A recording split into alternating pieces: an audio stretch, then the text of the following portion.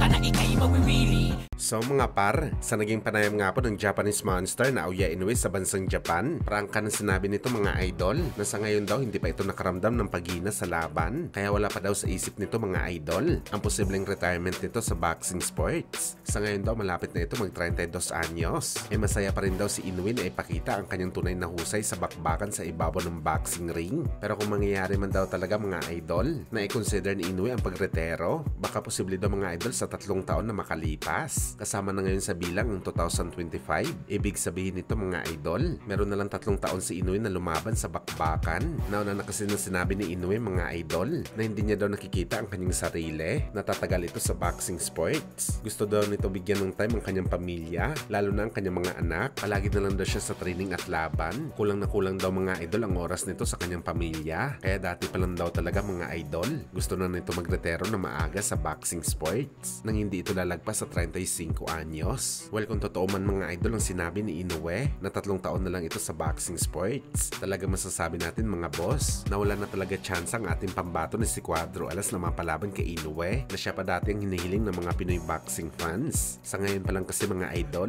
loaded na talaga ang schedule ni Inoue at aasahan natin mga boss kung tuloy-tuloy ang panalo nito sa bakbakan, lalong loaded pa ang schedule ni Inoue sa mga susunod na taon.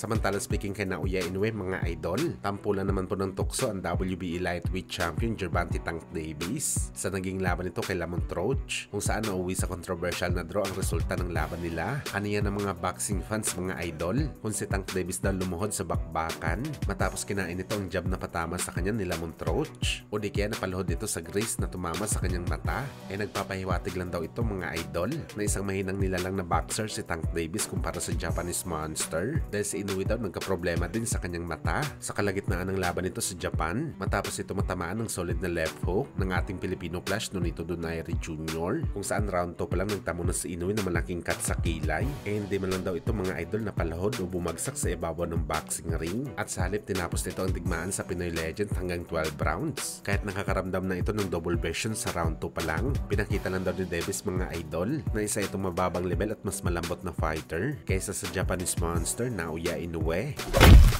Sa kabilang banda naman mga idol, matapos nga po ang mainit na press con sa pagitan ni Ryan Garcia at Rolando Romero para sa bakbakan nila sa May 2, nagbigay naman po mga idol na maagang prediction si Ryan Garcia sa laban nito kay Romero. Aniya mga idol, siniseryoso daw nito ang laban niya kay Rolly Boy, pero malaki daw talagang kumpiyansa ni Ryan mga idol na easy work lang talaga sa kanya sa Romero. Hindi daw pwede na hindi niya ito man-knockout sa bakbakan. Tsanta pa nga ni Ryan mga idol, hindi daw lalagpas si Romero sa kanya sa round 6. Itulog daw talaga nga abutin nito sa ring. Well, pati tayo mga idol sang-ayon sa sinabi ni Ryan Garcia. Nakita naman natin mga idol kung gaano kababasagin ang panga ni Romero. Na-expose na nga ito sa laban niya kay Tank Davis at Pitbull.